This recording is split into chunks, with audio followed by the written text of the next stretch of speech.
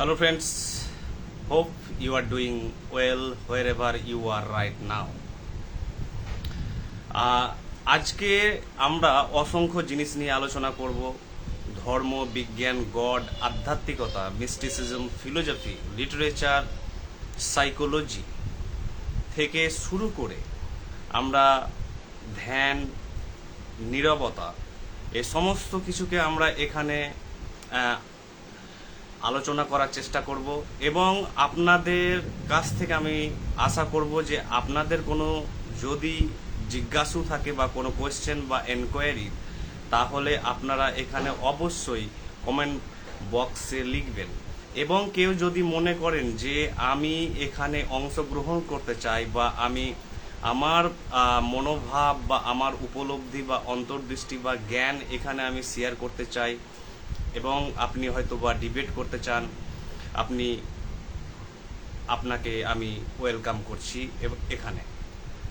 তো শুরু করা যাক যে এইখানে একজন বন্ধু, তিনি বাংলাদেশ থেকে এবং আমার খুব কাছের বন্ধু, উনি এখন হয়ে গিয়েছেন। তিনি একটি ভিডিও করতে বলেছিলেন, যে ভিডিওটি হচ্ছেন যে এই মহাবিশ্ব সৃষ্টি কেন, অর্থাৎ what is the purpose of this universe, why is the universe as it is. এই মহাবিশ্ব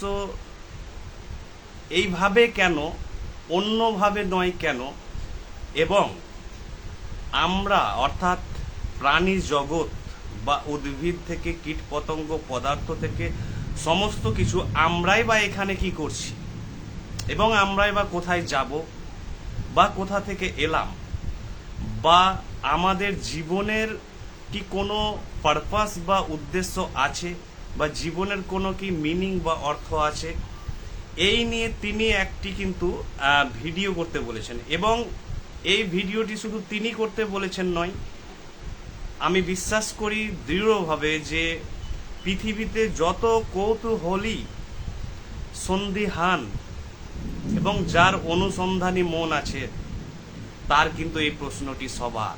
অর্থাৎ এই হাজার হাজার বছর মানবীয় চেতনার বিবর্তনের ইতিহাসে দু তিনটি মারাত্মক প্রশ্ন কিন্তু মানুষকে কিন্তু ভাবিয়ে এসেছে। নাম্বার ওয়ান প্রশ্ন, যে what is the purpose of this universe, এই মহাবিশ্বের উদ্দেশ্য কি, বা এই মহাবিশ্ব সৃষ্টিই বা হলো কেন, সৃষ্টি তো নাও হতে পারত। এক। দ্বিতীয়, সৃষ্টি তো হয়েছে ঠিক আছে, আমরা যারা মানুষ বা প্রাণী জগৎ, আমরাই বা এখানে কেন, why do we exist here, and why does this universe exist, and why is the universe created in the form as it is now।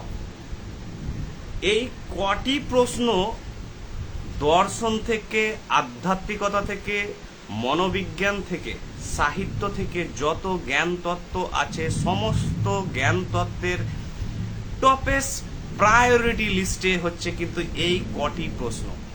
এবং মানুষ যদি এই কটি প্রশ্নের উত্তর যদি নিজে দার্শনিক যাত্রায় বা মনস্তাত্ত্বিক যাত্রায় বা বৈজ্ঞানিক যাত্রায় বা আধ্যাত্মিক যাত্রায় তিনি যদি খুঁজে বের করতে পারেন, আমার মনে হয় না যে আর কোনো প্রশ্ন এখানে থাকে। চলুন এই প্রশ্নটিকে নিয়ে আমরা এগোই। বিভিন্ন আঙ্গিক থেকে কিন্তু আমরা এই প্রশ্নের কিন্তু আমরা সমাধান খোঁজার চেষ্টা করব। এক নম্বর প্রশ্ন হচ্ছে যে প্রথমে একটি বৈজ্ঞানিক দৃষ্টিভঙ্গি, অর্থাৎ প্রথমে আসছে বিজ্ঞান। বিজ্ঞান কেন বলছি আমি, কারণ বিজ্ঞান বেশি অ্যাকিউরেট, তার অবজারভেশনে, তার পর্যবেক্ষণে বিজ্ঞান কিন্তু বেশি নিখুঁত এবং বেশি গ্রহণযোগ্য এবং বেশি বিশ্বাসযোগ্য, যেহেতু বিজ্ঞানের সত্যতা কিন্তু যাচাইযোগ্য। অন দ্য আদার হ্যান্ড, অপরপক্ষে ধর্মের সত্যতা কিন্তু যাচাইযোগ্য নয়, অর্থাৎ the truth of religious scriptures as we come across in different religions is not verifiable in any way. অর্থাৎ ধর্মগ্রন্থের যে সত্যতা আছে তা কিন্তু যাচাইযোগ্য নয়, তাকে আমরা প্রমাণ করতে পারবো না। তাহলে যা যাচাইযোগ্য নয়, যা ভেরিফায়েবল নয়, যা প্রুভেবল নয়, যা যুক্তি, তর্ক, জ্ঞান, বিজ্ঞান, দর্শন, ধ্যান, ইন্দ্রিয় সমস্ত কিছুর ঊর্ধ্বে, তাকে আমরা প্রমাণ করব কিভাবে? কারণ সেটি একটি কিন্তু বিমূর্ত ধারণা মাত্র, তার কোনো বাস্তব অস্তিত্ব নেই। তো তাই দেখা যাক যে বৈজ্ঞানিক দৃষ্টিভঙ্গি কি বলছে। যে বৈজ্ঞানিক দৃষ্টিভঙ্গি বলছে যে শুরুতে স্টিফেন হকিং এর নাম আমি বলি এই মুহূর্তে। তিনি থিওরিটিক্যাল ফিজিসিস্ট এবং one of the greatest scientist ever born on earth. অর্থাৎ এই পৃথিবীতে যদি কয়েকজন বিজ্ঞানী জন্মগ্রহণ করে থাকেন বিরল প্রতিভা এবং ট্যালেন্ট এবং জিনিয়াস, তার মধ্যে একজনের নাম হচ্ছেন স্টিফেন হকিং। স্টিফেন হকিং একজন কোনো অ্যাবসলিউট ব্যক্তিত্ব নয় যে তিনি ফাইনাল বা তিনি শুরু, তাকেই মানতে হবে। ওনার মতো একই অবজারভেশন অসংখ্য বিজ্ঞানীরাও দিয়ে গিয়েছেন। তো আমরা জানি যে বিগ ব্যাং থিওরি, এই বিগ ব্যাং থিওরিকে নিয়ে কিন্তু ধর্মগ্রন্থ, বিভিন্ন ধর্মগ্রন্থ কিন্তু অ্যাপ্রোপ্রিয়েট করার চেষ্টা করছেন, অর্থাৎ নিয়ে নেওয়ার চেষ্টা করছেন। দেখো আমাদের ধর্মগ্রন্থে বিগ ব্যাং, আমাদের ধর্মগ্রন্থে বিগ ব্যাং আছে, তাই আমরা সেটি পরের আলোচনা আমরা যাব। তো এই বিগ ব্যাং অর্থাৎ পয়েন্ট অফ সিঙ্গুলারিটি, একটি ডট থেকে, একটি ডট বলতে একটি অ্যাটম, একটি অতি ক্ষুদ্র অ্যাটম থেকে এই মহাবিশ্বের কিন্তু আগমন বা আবির্ভাব শুরুতে, একবারে at the very beginning, at the very outset. তো শুরুতে যখন এই অ্যাটমটির মধ্যে ছিল ইনফিনিট পোটেনশিয়াল এনার্জি এবং মাসের, অর্থাৎ ম্যাটার এবং শক্তি, পদার্থ এবং শক্তি, ভর এবং শক্তির কিন্তু এই যে মহাবিশ্বে যত ভর এবং শক্তি আসে তার টোটালটা কিন্তু কম্প্যাক্ট ভাবে, কনডেন্স ভাবে, কম্প্রেস ভাবে, কনসেন্ট্রেটেড ভাবে নিহিত ছিল। বীজে যেমন সমস্ত গাছের শক্তি নিহিত থাকে, তেমন ওই অ্যাটমিক পার্টিকেলে, সেই অনুপরমাণু বা একটি সাব অ্যাটমিক পার্টিকেল, সেই পার্টিকেলটি যখন এক্সপ্লোড হলো, বিস্ফোরণ হলো, তখন সেখান থেকে আস্তে আস্তে ধীরে ধীরে ধীরে ম্যাটার, এনার্জি এবং যত রকমের আমরা এই মহাবিশ্বের প্রপার্টি দেখছি তা কিন্তু ধীরে ধীরে বিবর্তিত হতে হতে হতে হতে 16 বিলিয়ন ইয়ার্স অর্থাৎ 16,000 কোটি বছর পরে কিন্তু আজ বর্তমান অবস্থায়। তাই আমরা পরিষ্কার দেখতে পাচ্ছি কোনো গড কিন্তু কয়েক দিনে বা এতদিনে বা এত ঘন্টায় কোনো গড সৃষ্টি করেননি। কারণ এই মহাবিশ্ব সৃষ্টি হতেই লেগেছে বা বিবর্তিত হতেই লেগেছে 16,000 কোটি বছর আগে। তার মধ্যে 5,000 কোটি বছর হচ্ছে পৃথিবীর বয়স, অর্থাৎ 5 বিলিয়ন ইয়ার্স। এই মহাবিশ্ব আজ বর্তমানে বিবর্তনের মাধ্যমে এসেছে। এই মহাবিশ্ব যখন সৃষ্টি হয় এবং তার বিবর্তন যাত্রা চলে এবং সমস্ত গ্যালাক্সি, নক্ষত্র, গ্রহ, উপগ্রহ থেকে শুরু করে কসমিক যত প্রপার্টিজ আছে সেগুলো যখন সৃষ্টি হয় সেটি কিন্তু প্রাকৃতিক নিয়মে সৃষ্টি হয়। তাই স্টিফেন হকিং বিজ্ঞানী বলেছেন যে এই মহাবিশ্ব স্বতঃস্ফূর্তভাবে সৃষ্টি হয়েছে, অর্থাৎ স্পন্টেনিয়াস ক্রিয়েশন, অর্থাৎ কেউ বা অন্য কোনো অতি প্রাকৃত বা অলৌকিক বা দৈব সত্তা বা ঐশ্বরিক সত্তা বা গড এটাকে ট্রিগার করেনি বা ঘটায়নি। তিনি সারা জীবন নাস্তিক ছিলেন, আপোষহীন নাস্তিক। তো তাই তিনি বলছেন যে এটি সম্পূর্ণ একটি প্রাকৃতিক মহাবিশ্ব যা নিজে নিজে হয়েছে। কেউ বলতে পারেন কোনো কিছু নিজে নিজে হয় না, এটি যদি কেউ দাবি করেন তাহলে তিনি অবশ্যই ভুল দাবি করছেন। নিজে নিজেও হয়, অর্থাৎ তার পেছনে কোনো ফোর্স বা মোশন বা কোনো ট্রিগার না থেকেও সেটি চতুর্থ থার্মোডাইনামিক লয়ে পাবেন ফিজিক্সের, যে কিভাবে কজ ছাড়া এফেক্টের সৃষ্টি হতে পারে, অর্থাৎ কারণ ছাড়া কার্যের কিন্তু উৎপত্তি হতে পারে। এটি ফোর্থ থার্মোডাইনামিক লয়েজ আছে। এবার প্রশ্ন হচ্ছে যে এই মহাবিশ্ব যদি গড সৃষ্টি করে থাকেন, কি করে তিনি সৃষ্টি করলেন? আপনি ভাবুন, আপনি দার্শনিকভাবে, বৈজ্ঞানিকভাবে, আধ্যাত্মিকভাবে, ধর্মীয়ভাবে, মনস্তাত্ত্বিকভাবে আপনি অনুসন্ধান শুরু করুন, অন্বেষণ শুরু করুন। যেমন যে মাস এবং এনার্জি, এই মহাবিশ্বের যে মাস এনার্জি, এই যে আমার একটি ভাই বা বন্ধু এমডি আরিফ বলেছেন যে এনার্জি নিয়ে একটি ভিডিও করতে, আমি তোমার ভিডিওটি প্রসঙ্গটি এখানে আমি তুলে ধরবো অবশ্যই এই আলোচনা হতে হতে, যে মাস এবং এনার্জি কখনো সৃষ্টি এবং ধ্বংস করা যায় না। অদ্ভুত বিজ্ঞানের আবিষ্কার, এবং আজ পর্যন্ত কিন্তু ইররিফিউটেবল, অর্থাৎ কেউ খণ্ডন করতে পারেনি, যেহেতু এটি ইউনিভার্সাল ট্রুথ। কিছু ফান্ডামেন্টাল ট্রুথ থাকে, এলিমেন্টাল ট্রুথ থাকে, যেগুলো শাশ্বত, অনন্ত, কোনোদিন পরিবর্তন হয় না, অর্থাৎ মৌলিক কিছু নিয়ম। তার মধ্যে বিজ্ঞানের সবচেয়ে বড় একটি আবিষ্কার হচ্ছে বৃহৎ, সেটি হচ্ছে মাস এনার্জি। অর্থাৎ এই যে আমাদের শক্তি, আমাদের শক্তি, এই গোটা বিশ্ব মহাবিশ্ব যা কিছু উপস্থিত আছে বা অস্তিত্বশীল, সমস্ত কিছু যা দেখছেন, দৃশ্যমান হতে পারে, সেটা অদৃশ্যমান হতে পারে, সেটা ব্যক্ত হতে পারে, অব্যক্ত হতে পারে, সমস্ত কিছু কিন্তু এনার্জি দিয়ে তৈরি। অর্থাৎ সমস্ত কিছু, যত ম্যাটার দেখছেন, আমার ঘড়ি থেকে, আমার শার্ট থেকে, আমার যা কিছু অ্যাক্সেসরি আছে, সমস্ত কিছু এনার্জি দিয়ে তৈরি। এবং এই মাস এবং এনার্জিকে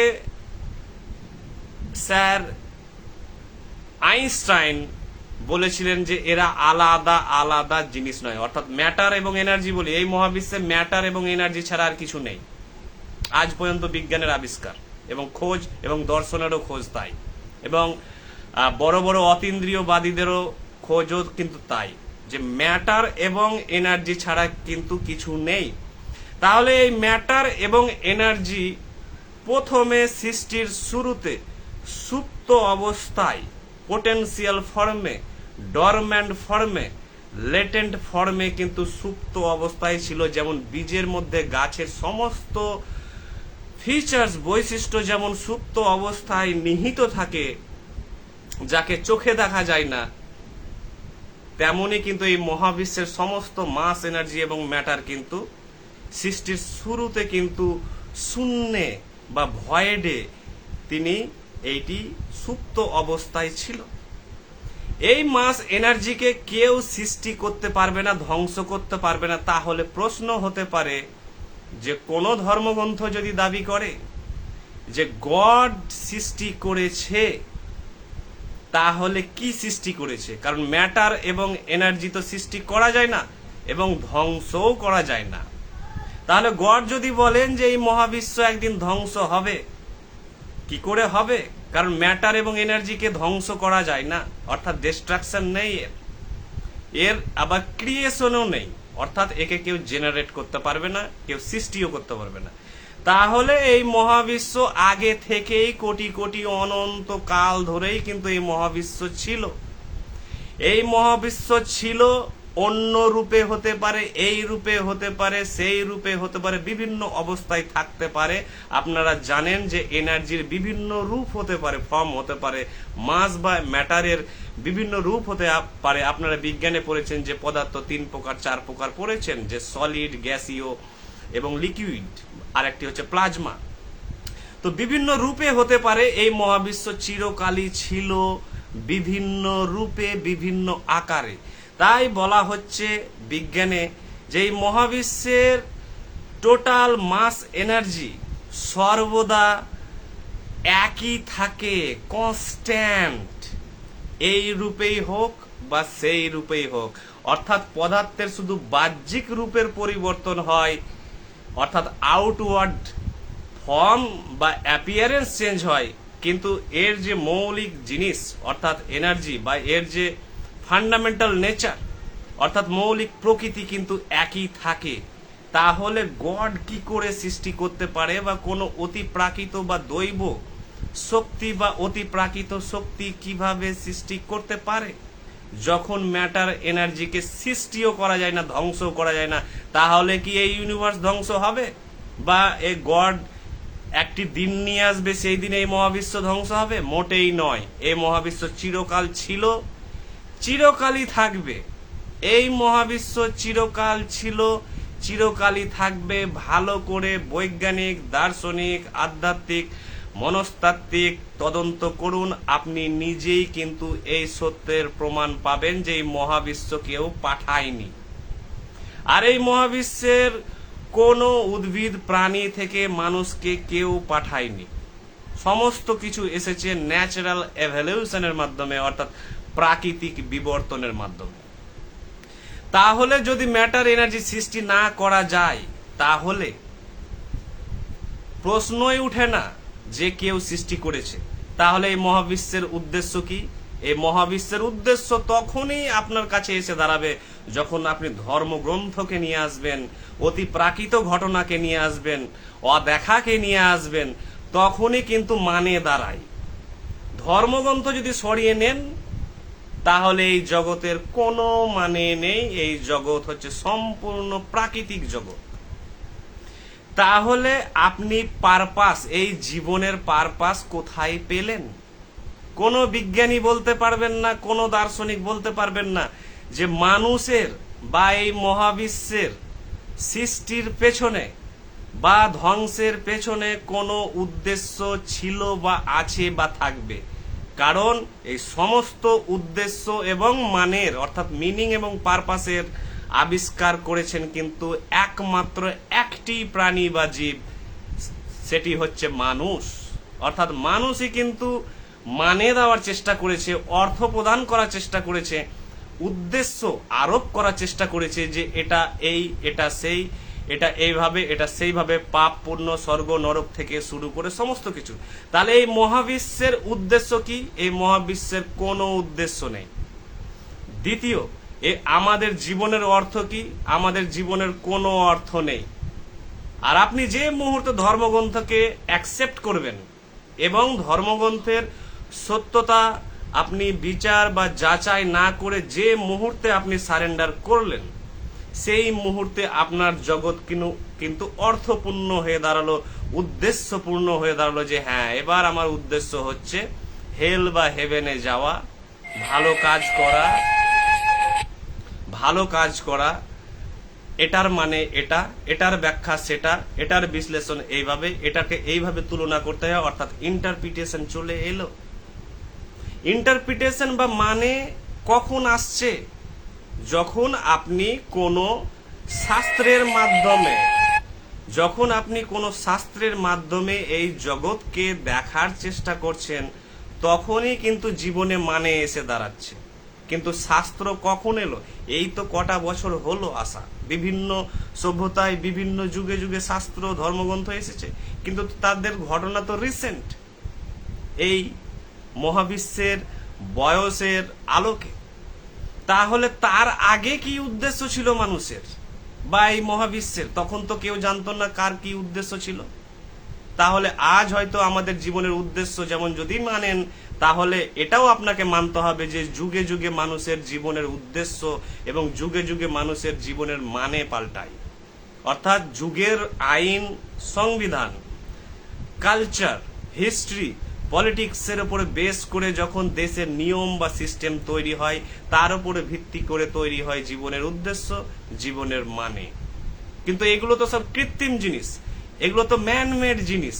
এগুলো তো মানুষ তার সভ্যতায় ভালোভাবে বা ঠিকভাবে বাঁচার প্রচেষ্টায় তিনি কিন্তু এগুলো চিন্তনের মাধ্যমে তৈরি করছেন, যেগুলো হাজার হাজার বছর ধরে আসছে। তাই নৈতিকতা বা অনৈতিকতা কিন্তু কোনো ফিক্স জিনিস নয়, পাপ পুণ্য কোনো ফিক্স জিনিস নয়, ভালো মন্দ কোনো ফিক্স জিনিস নয়। এক সময় আয়ারল্যান্ডে, অর্থাৎ অ্যাবর্শন ছিল নিষিদ্ধ, যেহেতু ক্রিশ্চিয়ান রিলিজিয়াস দেশ আয়ারল্যান্ড। কিন্তু মাদার টেরেসা সেখানে গিয়ে মেয়েদের হয়ে লড়াই করেছিলেন। আজ কিন্তু প্রায় অনেক দেশে কিন্তু অ্যাবর্শন জিনিসটি কিন্তু মেয়েদের কিন্তু একটি আইনি অধিকার। তাহলে যেটা আগে পাপ ছিল সেটা এখন কিন্তু পাপ নয়। তাই মহাত্মা গান্ধী বলছে, আজ যেটা মনে হচ্ছে তোমার পুণ্য, সেটা ভবিষ্যতে পাপ হতে পারে, সমাজের সিস্টেমের পরিবর্তনের উপর নির্ভর করে।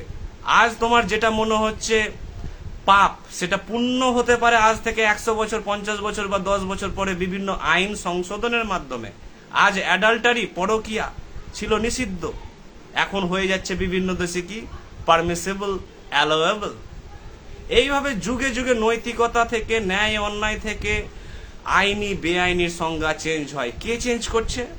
আমরা। আমরা কারা? আমরা মানুষ। আমরা আমাদের চিন্তন, ভাবনা, তর্ক বিতর্ক, সমস্যার সম্মুখীন হওয়ার পর আমরা কিন্তু যুগে যুগে এগুলো পাল্টাচ্ছি। তাহলে দেখা যাচ্ছে যে এই জগতের মহাবিশ্বের কোনো সহজাত মানে বা অর্থ নেই। এই জীবন সম্পূর্ণ উদ্দেশ্যহীন, অর্থহীন। যদি জীবন উদ্দেশ্যহীন বা অর্থহীন হয় তাহলে আমরা কি নিয়ে বাঁচবো? তাই বিখ্যাত এক্সিস্টেন্সিয়ালিস্ট ফিলোজফার, ইটালির ফিলোজফার, তিনি জাঁ পল সার্ত্রে ওনার নাম, তিনি বলছেন, তিনি কিন্তু ফাউন্ডার অস্তিত্ববাদের, তিনি বলছেন যে জীবনের যেহেতু উদ্দেশ্য নেই, তাই তোমাকে তোমার কর্মের উপরে ভিত্তি করে, তোমার শিক্ষার উপরে ভিত্তি করে, তোমার অভিজ্ঞতার উপরে ভিত্তি করে, তোমার পছন্দ অপছন্দর, রুচি অরুচির উপরে ভিত্তি করে, তোমার ভালো লাগা খারাপ লাগার উপরে ভিত্তি করে কিন্তু তোমাকে তোমার জীবন সাজাতে হবে। কারণ এখানে মহাবিশ্বে কোথাও কিছু লেখা নেই। এবং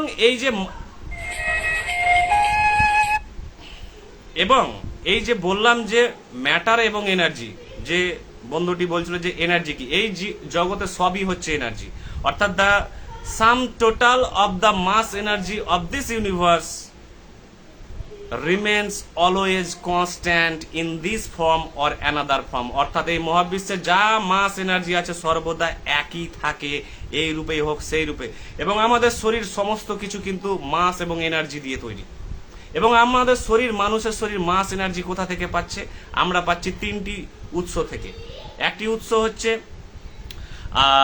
কার্বোহাইড্রেটস, অর্থাৎ কেমিক্যাল যে এনার্জি, কেমিক্যাল যে রিয়াকশনের মাধ্যমে কিন্তু আমরা এনার্জি সংগ্রহ করছি, অ্যাবজর্ব করছি বা ইনটেক করছি। অর্থাৎ একটি হচ্ছে খাবার, কার্বোহাইড্রেট যে খাবারে থাকে। দ্বিতীয় হচ্ছে প্রোটিন, থার্ড হচ্ছে ফ্যাট। এই তিনটি মেন উৎস হচ্ছে আমাদের এনার্জি অ্যাবজর্ব করার বা ইনটেক করার। এবং এগুলো যখন ফুড মলিকিউলগুলো আমাদের সিস্টেমে ব্রেক হচ্ছে, ভেঙে যাচ্ছে এবং টুকরো টুকরো কণাতে পরিণত হচ্ছে এবং সেগুলো রক্তে গিয়ে মিশে যাচ্ছে, সেখান থেকে আমরা এনার্জি পাচ্ছি। এবং এই এনার্জি দুই ধরনের হয়, একটি পোটেনশিয়াল, একটি হচ্ছে কাইনেটিক এনার্জি। তো পোটেনশিয়াল এনার্জি হচ্ছে যে আমাদের নর্মাল অবস্থায় যে এনার্জি আছে তা হচ্ছে পোটেনশিয়াল এনার্জি বা স্টোর এনার্জি, অর্থাৎ সংরক্ষিত এনার্জি বা শক্তি। যে সময় আমরা এগুলোকে ব্যবহার করব, অর্থাৎ আমরা যখনই মোশন করব, চলবো বা অ্যাক্টিভিটি কার্যাবলী করব, সেই মুহূর্তে হয়ে গেল সেটা কাইনেটিক এনার্জি। অর্থাৎ এই কাইনেটিক এনার্জি দিয়েও কিন্তু আমরা আবার এনার্জি সংগ্রহ করতে পারি। অর্থাৎ আমরা বসে আছি এক ধরনের শরীরের শক্তি, কিন্তু আপনি একটু দৌড়ঝাঁপ করুন, আপনি একটু এক্সারসাইজ করুন, দেখবেন যে আপনার শরীরে কিন্তু আরো শক্তি বেড়ে গেছে। এ থেকে বোঝা যাচ্ছে যে শক্তির কিন্তু, এনার্জির কিন্তু বিভিন্ন রূপ থাকে, যেমন ম্যাটারের বিভিন্ন রূপ থাকে। এবং এই এনার্জি বা ম্যাটারের, এই মাসের কিন্তু প্রাইমারি, প্রাথমিক উৎস হচ্ছে কিন্তু প্রাকৃতিক যেগুলো সম্পদ আছে। অর্থাৎ কয়লা থেকে আমরা যে শক্তি উৎপন্ন হয় থেকে শুরু করে গ্যাস, ন্যাচারাল যত রকমের খনিজ জিনিস আছে, এগুলো হচ্ছে প্রাকৃতিক উৎস এনার্জির। এবং এগুলো এক ধরনের উৎস, এবং সেখান থেকে সেকেন্ডারি আবার এনার্জি উৎসের কিন্তু জন্ম হয়। অর্থাৎ সেখান থেকে আমরা আবার এনার্জি সৃষ্টি করতে পারি। এবং এই জগৎ সমস্ত কিছু এনার্জির খেলা, এই জগৎ সম্পূর্ণ এনার্জির খেলা। তাই আমরা দ্বিতীয় যে সেকেন্ডারি সোর্স অফ এনার্জি হচ্ছে আমাদের, কিন্তু যেমন ইলেকট্রিসিটি তৈরি করতে পারি, আমরা গ্যাস তৈরি করতে পারি, গ্যাসোলিন তৈরি করতে পারি, এই যে জিনিসগুলো দ্বিতীয়। এবং এই দ্বিতীয় যে সেকেন্ডারি সোর্স অফ এনার্জি, এগুলো হচ্ছে নন রিনিউয়েবল, অর্থাৎ এগুলোকে পুনরায় সৃষ্টি করা যায় না। কিন্তু প্রাকৃতিক সম্পদ থেকে যে আমরা এনার্জি তৈরি করছি বা নিচ্ছি, সেগুলো কিন্তু রিনিউয়েবল এনার্জি বলা হয়, অর্থাৎ সেগুলোকে পুনরায় সৃষ্টি করা যায়। তো এই এনার্জি আমাদের শরীরে, আমি এটি নিয়ে ভিডিও পরে ভালো করে করব, কারণ এই ভিডিওটি এনার্জি বা মাসের ব্যাপারটি হচ্ছে সিম্পল ব্যাপার, যে আপনি যা কিছু দেখছেন সবই হচ্ছে এনার্জি। এবং এই এনার্জি বিভিন্ন রকমের হতে পারে, অর্থাৎ থার্মাল, অর্থাৎ হিট, একটি তাপ, আপনার শরীরেও কিন্তু তাপ তৈরি হচ্ছে। আবার হচ্ছে ধরুন ইলেকট্রিক এনার্জি, ইলেকট্রিক আপনার শরীরে আছে। আবার হচ্ছে হাইড্রো এনার্জি, অর্থাৎ জল থেকে যে বিদ্যুৎ তৈরি করা হচ্ছে। আবার উইন্ড এনার্জি, অর্থাৎ বায়ুমণ্ডল থেকে, বায়ু থেকে ধরুন ক্যাপচার করে তাকে হারনেস করে কাজে লাগিয়ে তাকে সেখান থেকে যে শক্তি উৎপন্ন করা হচ্ছে। তা অসংখ্য রকমের কিন্তু এনার্জি কিন্তু আছে। আর এই জগৎ টোটালটা হচ্ছে এনার্জির খেলা। আমার সমস্ত কোষ, নিউরন থেকে শুরু করে সব এনার্জি।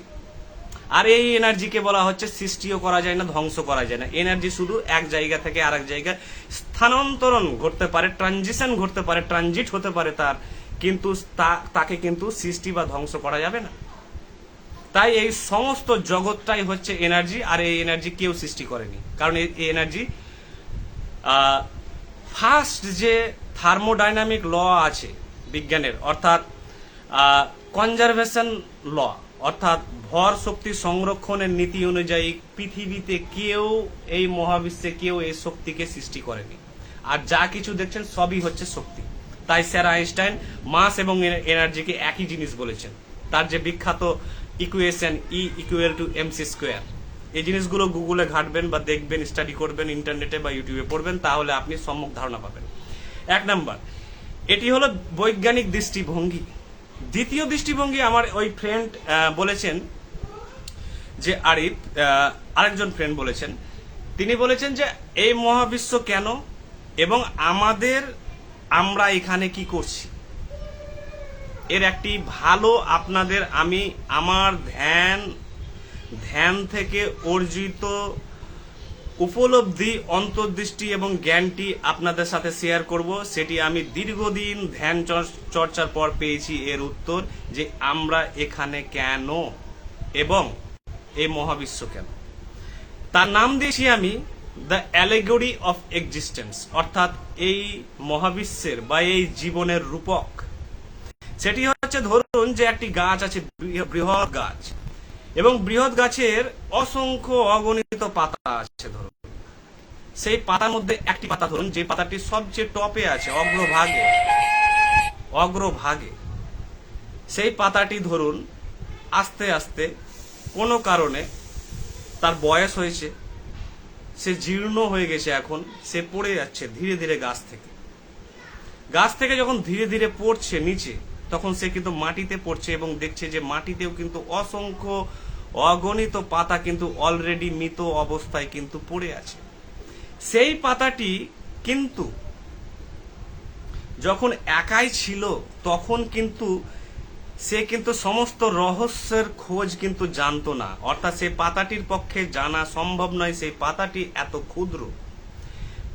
এত ক্ষুদ্র, তার পক্ষে জানা সম্ভব নয় যে সে একটি বৃহৎ গাছের অংশ, যে গাছে আছে অসংখ্য ডালপালা, শাখা পোশাখা, ফল মূল থেকে শেকড় থেকে শুরু করে, এবং নিচে অসংখ্য তার মতোই আরো অসংখ্য পাতা পড়ে আছে, এবং সেখানে আছে বৃহৎ আকারে কিন্তু গাছটি দাঁড়িয়ে আছে একটি মাটির উপরে।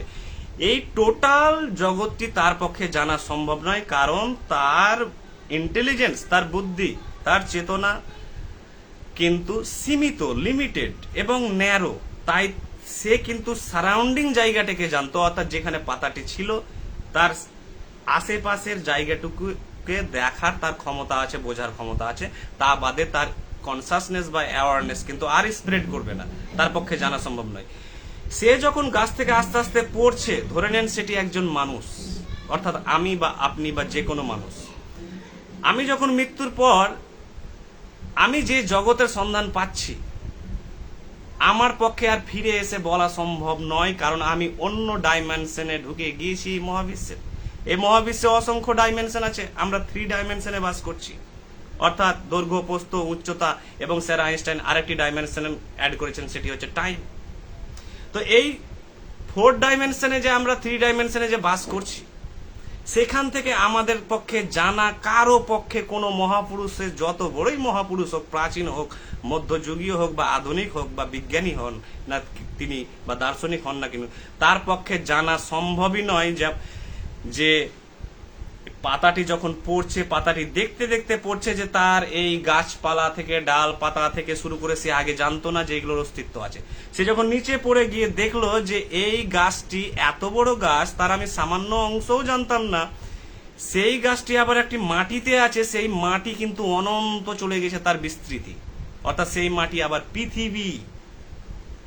তার পক্ষে জানা সম্ভব নয়, কারণ সে অতি ক্ষুদ্র, এবং সে এটাও জানে না যে সেই পৃথিবীটা সব শেষ নয় বা মহাবিশ্ব নয়।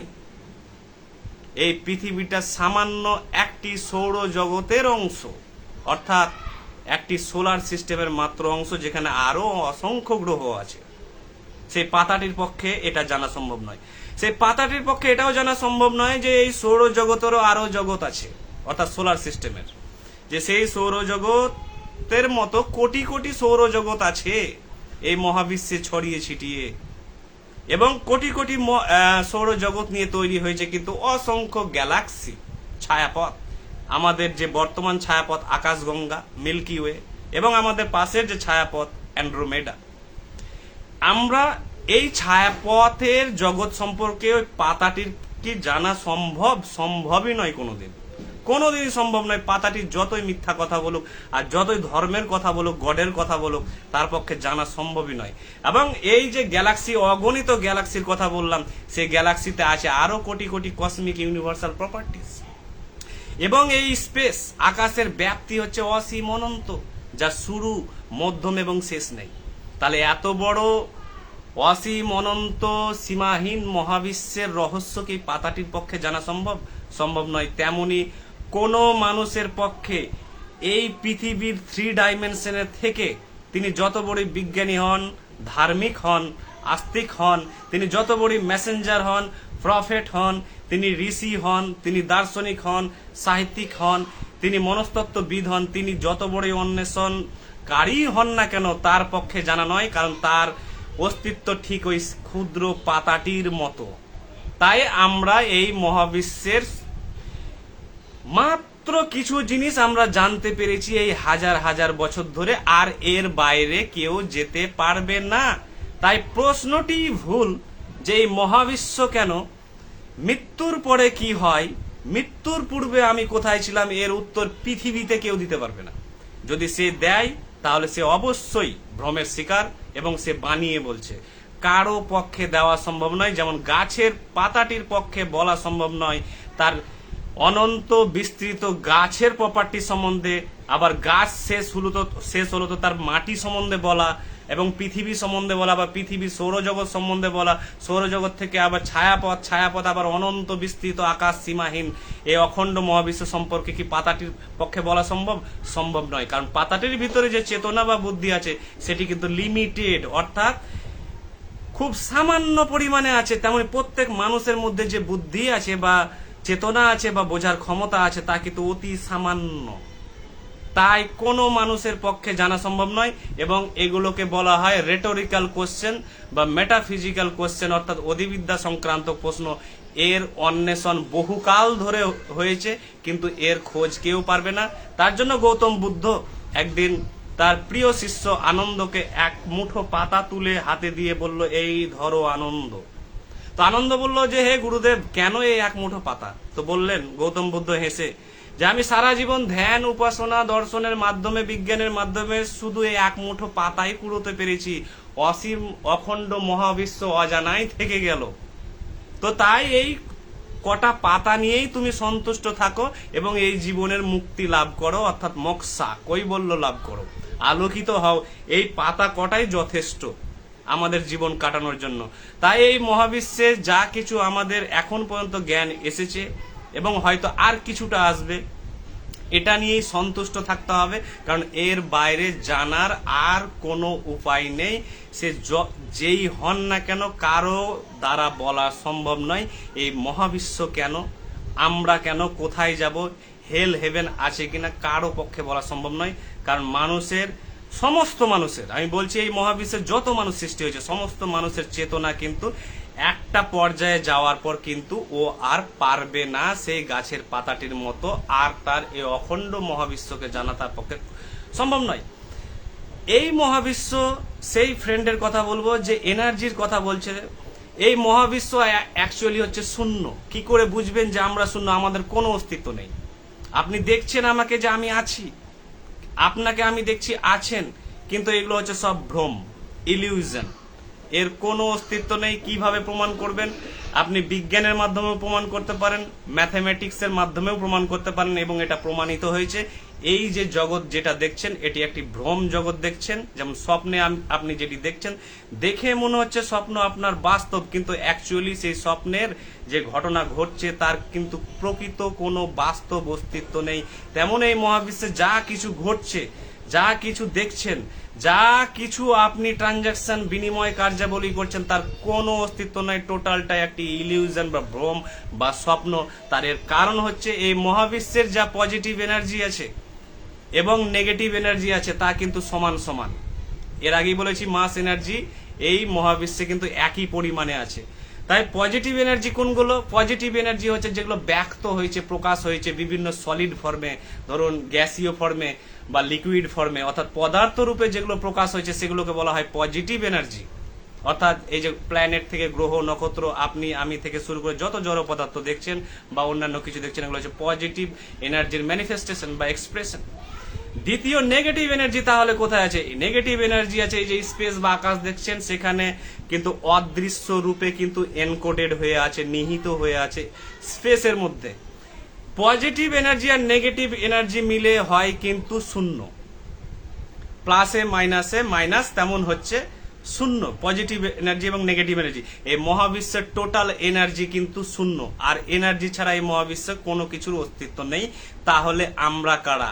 আমরা হচ্ছি ভ্রম, আমরা হচ্ছি স্বপ্ন, আমরা হচ্ছি টোটাল হচ্ছি আপনি স্বপ্নের একটি বিষয়বস্তু। কেউ স্বপ্ন যেমন দেখছে তেমনি হয়তো আপনি বা আমি এই জগৎকে স্বপ্নের মতো আমাদের কাছে বাহ্যিকভাবে এসেছে, যার কোনো অস্তিত্ব নেই। কারণ এখানে আপনি আরেকটি তথ্য জেনে রাখুন ভালো করে, যে এই মহাবিশ্বে ডার্ক এনার্জির পরিমাণ হচ্ছে প্রায় 70%, আর 25% হচ্ছে ডার্ক ম্যাটারের। তাহলে সব মিলিয়ে হলো 95%। আর 5% হচ্ছে এই ব্যক্ত দৃশ্যমান মহাবিশ্ব। এই যে মহাবিশ্ব দেখছেন না, তার টোটাল হচ্ছে 5%। তাহলে এর অনন্ত মহাবিশ্ব থাকার সম্ভাবনা আছে, মাল্টিভার্সের কোটি কোটি, এবং সেগুলো কিন্তু অদৃশ্য আপনার কাছে হয়ে আছে। এর কারণ হচ্ছে সেগুলো আলাদা ডাইমেনশনে আছে। অর্থাৎ আমরা যে 3 ডাইমেনশনে আছি সেগুলো 6 ডাইমেনশন বা 11 ডাইমেনশনে আছে, যেগুলো সায়েন্সকে বলা হয় এম থিওরি। তো সেই ডাইমেনশনে থাকলে আপনি বুঝতে পারবেন না। তাহলে আমরা এই মহাবিশ্বের মাত্র 5% স্থানে কিন্তু আমরা আছি, আর 95% মানুষ কিন্তু জানে না। এই 5% মহাবিশ্বের আমরা সৌর জগৎকেই ভালো করে জানি না, একটি গ্যালাক্সিকেই জানি না ভালো করে, মানুষকেই জানি না। তাহলে আমরা এত উত্তর কোথায় থেকে পেলাম? হেল, হেভেন, পাপ, পুণ্য কোথা থেকে এলাম, কোথায় যাব, গড, বিশ্বাস, অলৌকিকতা, ঐশ্বরিকতা কোথা থেকে এলো? কারণ এই 5% মহাবিশ্ব যদি এত বড় হয় এবং তার যদি আমরা ফ্র্যাকশনও জানি না এবং জানা সম্ভাবনা নয় সেই গাছের পাতার মতো, তাহলে ভাবুন যে বাকি জগতের ডাইমেনশন কি অবস্থা হয়ে আছে। তাই আমাদের শেষ সলিউশন হচ্ছে যে আপনার জীবনকে খুব অর্থপূর্ণ এবং উদ্দেশ্যপূর্ণভাবে কাটাতে হবে, এবং আপনার জীবনের সন্তুষ্টি, তৃপ্তি, পরিপূর্ণতা, সফলতা এবং আপনার জীবনের প্যাশন খুঁজে বের করতে হবে। সবচেয়ে কোন জিনিসটি আপনার ভালো লাগে এবং সেটি নিয়ে আপনাকে এই জীবন কাটাতে হবে ধ্যান, দর্শন, অন্বেষণের মাধ্যমে। আর এর বাইরে আমি যা বললাম তা কোনোদিনই জানা সম্ভব নয়। এ হচ্ছে ব্যাপার। Thank you.